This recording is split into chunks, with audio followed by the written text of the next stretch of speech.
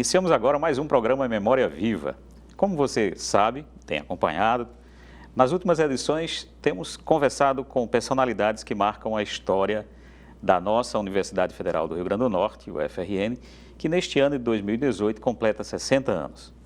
Por isso, a nossa honra, hoje nós recebemos a professora Marília Emília Yamamoto, que é nascida em Botucatu, São Paulo, e possui graduação em Psicologia pela Pontifícia Universidade Católica de São Paulo, com mestrado e doutorado em Psicobiologia pela Unifesp, Universidade Federal de São Paulo, antiga Escola Paulista de Medicina. Também possui pós-doutorado na Inglaterra. Foi professora e coordenadora do Programa de Pós-Graduação em Psicobiologia da UFRN e foi pró-reitora de pesquisa e pós-graduação entre 95 e 99. Eu acho que 95 e 99 a administração do professor Ivonildo Rego, né? Depois foi, além disso, né, além dessa participação como pesquisadora, docente, ela tem uma contribuição à docência e à pesquisa reconhecida, não apenas no âmbito da nossa universidade, mas nacionalmente. Ela é, por causa disso, professora emérita da nossa universidade, da UFRN, e tem experiência nas áreas de comportamento animal, no estudo de primatas e peixes e psicologia evolutiva. Para conversar, né, para puxar os fios da memória da nossa entrevistada de hoje, nós temos a honra de receber aqui a Hilton Araújo, que é professor do Departamento de Fisiologia. Bem-vindo, a Hilton. E a professora Fívia de Araújo Lopes, que não é minha parente, infelizmente, que é professora do Departamento de Fisiologia e Comportamento Animal, né? Deve ser? Ou só comportamento? Só comportamento. Também da UFRN. Bom, em primeiro lugar, bem-vinda, professora. É uma honra tê-la aqui conosco. Seja muito bem-vinda ao nosso programa. Muito obrigada, é um prazer estar aqui e eu é que agradeço o convite. Você esteve aqui numa outra edição em que nós conversamos com a professora Bernadette Cordeiro. Exatamente. Não é? Professora, eu sempre que encontro alguém que marcou a história da UFRN, tenho a tentação de começar perguntando como chegou em Natal e como chegou na UFRN. Mas antes de fazer essa pergunta, me vem a curiosidade. Você nasceu em Botucatu. Uhum. Deve ter passado a infância em Botucatu ou foi já para a cidade de São Paulo? Como é que foi isso? Eu passei a infância e a adolescência em Botucatu. Em Botucatu. Eu fui a São Paulo para fazer a universidade. Né? Passei na... engraçado que eu fiz o vestibular também em Botucatu, porque o Botucatu tem um campus da Unesp. Da Unesp. Né? Para medicina. E fiz o vestibular para psicologia na PUC, né? E aí fiquei muito, enfim, indecisa qual das duas coisas eu queria fazer, mas a psicologia me chamou mais. Meu pai era psicólogo, né? Então me atraiu mais e eu acabei indo para São Paulo, né? E meu pai é uma pessoa muito ligada à família, então eu entrei na universidade, fiquei um ano lá sozinha. No ano seguinte ele arrumou um emprego em São Paulo e a família toda se mudou para lá. E aí eu continuei minha formação toda em São Paulo, até que eu vim para cá por um convite, quando o curso de psicologia estava no início e o corpo docente do curso de psicologia estava sendo formado. Uhum. Então recebemos um convite, eu e Oswaldo, meu marido, e viemos para cá no final da década de 70. Só um registro, professor Oswaldo Yamamoto, isso, do Departamento de Psicologia. Exatamente. Bom, que ano que foi esse que você 79. Chegou? 79.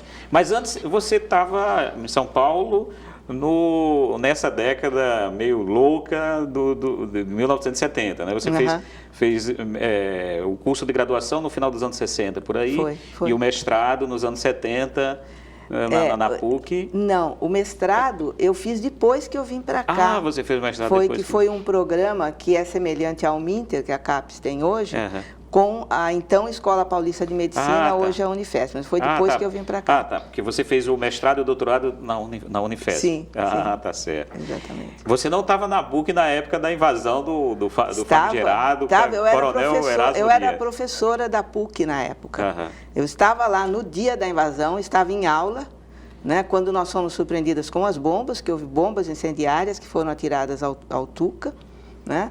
E depois nos tiraram das salas de aula de uma maneira nada gentil, né?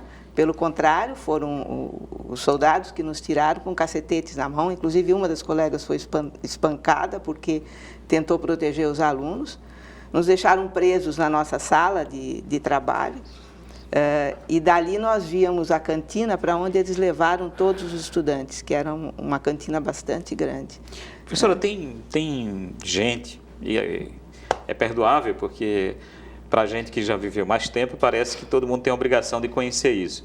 Mas tem muita gente que não conhece. Então, nós estamos falando da invasão da PUC em 1977, Isso. pelo famigerado coronel Erasmo Dias, então secretário de Segurança Pública de São Paulo. Pública de São Paulo, né? E era um momento ali em que a ditadura procurou mostrar forças, né, impedindo um início de reorganização da União Nacional dos Estudantes. Da UNE, exatamente. Né? E que a presidente era a Vera, não vou me lembrar o nome todo dela, e o que a Secretaria de Segurança Pública havia averiguado é que essa reunião para a refundação da UNE seria na PUC nesse dia. Né? E que a PUC foi, durante a ditadura, um ícone de resistência. Tanto que você deve se lembrar também que a SBPC, que foi proibida não foi proibida, mas que foi retirado todo o financiamento pelo governo militar, foi finalmente feita na PUC. Eu também estava lá, eu também era professora na época. Né? E aí, o que o Erasmo Dias queria era pegar a Vera, que era, o apelido dela era Veroca. Veroca. Então, ele berrava, e nós ouvimos os berros. Quero a Veroca, encontrem a Veroca, que felizmente não foi encontrada. Não foi encontrada. Né? Mas ele trouxe ônibus para levar todos os estudantes e funcionários para serem interrogados, né? E depois de algum tempo liberou os professores. Mas como foi fazer psicologia na PUC nesse período? Porque também é bom lembrar, porque na PUC nós tínhamos, como você fez referência, o Tuca. Então, havia um clima cultural ali também, né? Sim, sim, havia. E um clima político muito forte. E isso se derramava também para os cursos e para a administração da universidade. Eu entrei em 69... Em 69, e em 68, os alunos da PUC tinham feito um acampamento na frente da PUC, naquele jardim que tem ali na frente, pedindo uma reformulação dos currículos, dos cursos e da relação professor-aluno. Né? E eu entrei exatamente um ano depois, quando o currículo tinha sido todo reformulado. Então, eu peguei o currículo novo graças a essa ação dos alunos. Né? E na psicologia, especialmente, esse foi um processo que os professores participaram. Né? Então, eles fizeram discussões com os alunos que estavam acampados durante o tempo do acampamento. Né? Então, isso foi uma coisa que foi feita mão a mão, né? De alunos e professores. Foi um processo super bonito. Né? E eu peguei os frutos dessa reformulação de currículo. E aí, depois dessa experiência rica, né, na PUC, você, em 79, vem para Natal. Isso. Então, sai da metrópole, da principal metrópole do país, e vem, e como é que era, como é que foi chegar em Natal no final dos anos 70? Bom, eu vim com 2 filhos pequenos. Uma das razões para sair de São Paulo era que a gente queria criar os filhos de uma maneira mais parecida com o que a gente tinha sido criado, principalmente eu, que fui criada numa cidade interior, né, onde a gente vivia muito solto, e eu queria que meus filhos tivessem um pouco dessa experiência também. Né? Então, viemos para cá com o desafio de assumir um curso que estava se formando, que então isso para a gente era bastante interessante, mas eu me lembro da primeira noite que a gente chegou. Na época, a universidade dava um mês de hospedagem no antigo Hotel Tirol, certo, né? Que tinham os quartos. Eu me lembro que o quarto porque era maior do que esse estúdio, assim. Nos puseram lá os 4 e nós chegamos no meio da noite, né? E aí foi quando acho que a gente parou para pensar no que a gente estava fazendo. Né? E então ficamos um sem querer conversar muito com o outro e mostrar as inseguranças que estavam acontecendo naquele momento, muito depois que a gente foi conversar sobre isso, né? Mas foi assim, um começo que foi difícil, porque muita coisa mudou, né? Eu acho, a gente estava vindo da PUC, que tinha acabado de eleger diretamente o reitor. Foi a primeira universidade no Brasil a fazer isso. E eu me lembro, foi uma coisa que me marcou muito, porque no ano que eu cheguei, os alunos tinham feito uma pichação, que era uma coisa inédita aqui na UFRN. E o reitor foi de sala em sala, para se queixar, para reclamar dessa fichação. Então, você imagina a diferença de ambiente que nós encontramos, né? Então, foi difícil no começo, mas eu acho que a gente conseguiu se adaptar bem, né? E nós viemos para ficar 2 anos, né? Estamos há quase 40 aqui, né? Então, foi uma adaptação um pouco difícil no começo, mas que é uma coisa que jamais eu me arrependo, né? Eu acho que foi a decisão certa que a gente tomou, né? A gente fez a vida da gente aqui, né? A vida profissional, meus filhos fizeram as suas vidas também, então eu acho que foi a decisão correta. Não vamos esquecer de citar os nomes dos filhos, né? Eu tenho 2 filhos, né? Marcelo Yamamoto, que é um engenheiro de computação formado aqui na universidade, e Fernando Yamamoto, que hoje em dia eu sou mais conhecida como a mãe de Fernando, do que Fernando conhecido como meu filho, né? Porque ele é do Clowns de Shakespeare, que é um grupo bastante conhecido aqui em Natal. Não deixa de ser uma coisa que dá muito orgulho para o pai, né? Ou para a mãe, né? Com certeza. Mas agora puxando um pouco aqui e para incluir os nossos convidados, como foi esse caminho para essa sua área de pesquisa? Porque, quando alguém de fora da psicologia ouve se falar de psicologia, não imagina essa aderência tão próxima da biologia, né? Como é que foi esse caminho? O que é que te levou a isso? Eu sempre tive esse interesse, né? Eu me lembro do curso que eu fiz na graduação de Biologia do Comportamento, né? Que foi no comecinho do curso, mas me chamou muito a atenção. Mas na PUC de São Paulo não tinha essa área, né? Quem desenvolvia essa área em São Paulo era a USP. Né? Então eu tinha uma aproximação com o pessoal da USP e tal, mas era uma coisa um pouco mais distante e não cheguei a me envolver na graduação com esse tipo de coisa.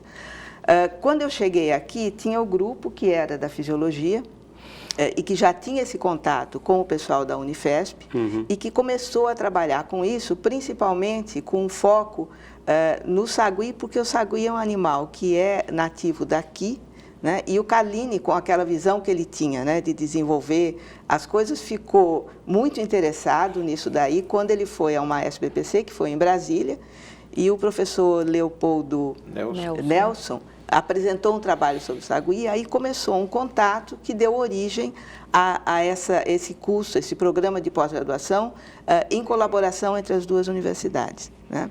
E eu fui aluna exatamente desse curso, então comecei a estudar o sagui de um jeito que não estava sendo estudado, porque o interesse era muito em usar o animal como um modelo farmacológico. Né? Por falar no sagui, eu acho que a gente tem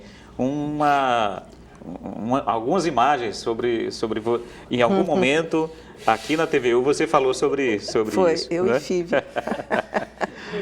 Hoje nosso programa está de volta aqui a professora Maria Emília Yamamoto, que é professora da pós-graduação em psicobiologia, e a Fívia Lopes, que é aluna do doutorado. Tive o prazer de ser, e a honra de ser professor dela lá na psicologia, e a Fívia enveredou pela psicobiologia e hoje trabalha com saguis, mais especificamente com padrões reprodutivos. Maria Emília, começa? Pode ser? Bom, o sagui eu acho que a maioria das pessoas conhece, porque ele é um animal nativo aqui do Rio Grande do Norte e ele é muito fácil de ser avistado. Quer dizer, quem tem ave frutífera em casa de praia, certamente já viu grupos desses animais.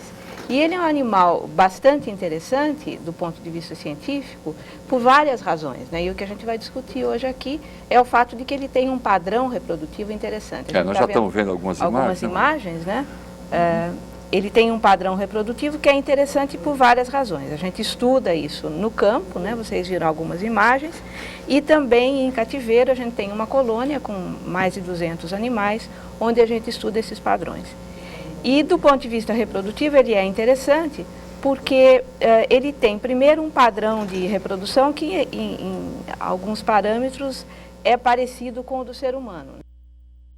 Bom, nós vimos ali o Márcio Capriglione, continua o mesmo, né, o Márcio? Os anos para ele não passaram. Pois é. Mas, professora, você estava falando dessa sua escolha, né? Sempre que a gente conversa com um pesquisador, com uma pesquisadora, a gente fica meio que tentando fazer uma psicologia de botiquinha assim, né? Mas por que esse caminho, né? E aí você estava falando um pouco desse caminho do pessoal aqui que tinha um contato com a Unesp, não é isso? A Unifesp. A Unifesp.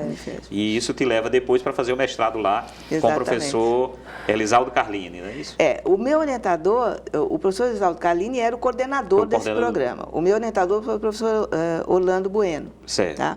E ele foi uma pessoa que teve uma influência muito grande na minha vida, porque ele me permitiu fazer o que eu queria fazer. Enquanto todo mundo estava querendo usar o animal como modelo farmacológico, ele se interessou e permitiu que eu fizesse um trabalho de comportamento, onde a gente via cuidado parental, que é uma coisa que eu até hoje acho incrível no Sagui, porque eles têm um grupo que, em boa parte, é aparentado e cuida dos filhotes, o grupo todo, em geral, é uma fêmea só que reproduz, às vezes duas, né? E todo mundo cuida, né? Então, nesse sentido, ele é muito parecido com o humano, né? Esse cuidado que é comunitário, que é compartilhado, não é feito apenas pela mãe, que é o comum em outras espécies de primata. Então, eu trabalhei com isso, né? E depois os estudos seguiram, né? E aí teve a cooperação, quer dizer, até hoje a gente trabalha nisso e tem os trabalhos de campo, que acho que a Hilton pode falar. Hilton, como é que na biologia você é um biólogo, biólogo assim, isso. Né? E aí essa interação com a psicologia, como é que... Na realidade, assim, a gente põe o estudo do comportamento no centro. A formação, acho que a grande vantagem desse grupo que foi formado por Emília, que aí acho que tem que acentuar uma coisa, a importância dela dentro da UFRN, quer dizer, ela está num grupo fundador da graduação de psicologia, está num grupo fundador do programa de psicobiologia, mas mais ainda está na fundação, é a partir das orientações de Emília, dos estudos de Emília, que a gente forma um grupo que estuda realmente comportamento animal aqui no Rio Grande do Norte. A partir disso, a gente tem, inclusive assim, o Rio Grande do Norte era desconhecido até mesmo por ter algumas espécies de animais aqui. A partir desse grupo formado por ela, o Rio Grande do Norte entrou no mapa da zoologia, digamos assim, tá? Exatamente pelos trabalhos que eram feitos com formigas, com golfinhos, com o próprio sagui, quer dizer, com várias outras espécies, para você ter ideia de um pouco da coisa como teve impacto. Mas assim, o ser biólogo, o ser psicólogo nessa hora é mais trazer um pouco da experiência da formação, mas no final da história a gente consegue integrar isso muito bem. Tá. E Hilton, nós estamos terminando o primeiro bloco e no segundo bloco nós vamos voltar e aí nós vamos centrar nessa trajetória de pesquisa da professora Emília, que contribuiu enormemente para consolidar um campo um campo de ensino de pesquisa, porque tem a pós-graduação, que nós vamos falar um pouco sobre ela, mas a gente vai fazer, professora, não se aveste, tá? A gente vai fazer um pequeno intervalo e aí já voltamos com o nosso Memória Viva, hoje conversando com a professora Maria Emília Yamamoto.